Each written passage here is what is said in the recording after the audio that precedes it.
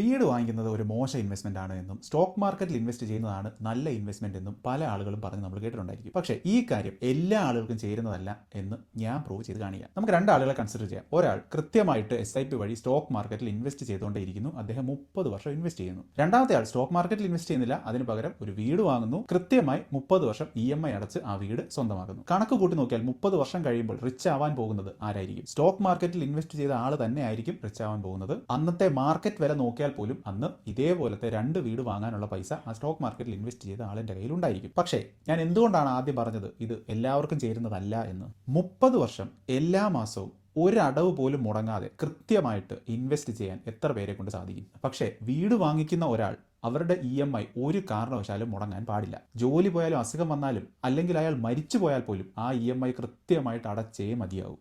ഇല്ലെങ്കിൽ വീട് ബാങ്ക് കൊണ്ടുപോകും. ഇതിനെയാണ് ഫോഴ്സ്ഡ് EMI അല്ലെങ്കിൽ ഫോഴ്സ്ഡ് സേവിങ്സ് എന്ന് പറയുന്നത്. ആ വീട് വാങ്ങിക്കുന്ന വ്യക്തി അദ്ദേഹത്തിന് ഒട്ടും ഡിസിപ്ലിൻ ഇല്ലെങ്കിൽ പോലും ഏത് വിധേനയും ഈ EMI അടച്ചു തീർക്കാനായിട്ട് ശ്രമിക്കും. പക്ഷേ നിങ്ങൾ ഇൻവെസ്റ്റ് ചെയ്യുന്ന ഒരാളാണെന്നുണ്ടെങ്കിൽ ഏതെങ്കിലും ഒരു മാസം നിങ്ങളെ കൊണ്ട് ഇത് ചെയ്യാൻ സാധിക്കുന്നില്ലെങ്കിൽ അത് സ്കിപ്പ് ചെയ്യാനുള്ള ചാൻസസ് വളരെ വളരെ വളരെ കൂടുതലാണ്. അങ്ങനെ ഡിസിപ്ലിനോടുകൂടി ചെയ്യാൻ സാധിക്കുന്ന ഒരാളാണെങ്കിൽ ഡെഫിനറ്റ്ലി സ്റ്റോക്ക് മാർക്കറ്റിൽ ഇൻവെസ്റ്റ് ചെയ്യുന്നത് തന്നെയായിരിക്കും കൂടുതൽ റിട്ടേൺസ് നമുക്ക് തരാൻ പോകുന്നത്. ഇനി നിങ്ങൾ പറയൂ, നിങ്ങൾ ഇതേപോലെ ഡിസിപ്ലിൻ ഉള്ള ഒരാളാണോ? അല്ലെങ്കിൽ നിങ്ങൾ സ്റ്റോക്ക് മാർക്കറ്റിലായിരിക്കുമോ ഇൻവെസ്റ്റ് ചെയ്യുന്നത്, അതോ ഒരു വീട് വാങ്ങിക്കുകയായിരിക്കുമോ ചെയ്യുന്നത്?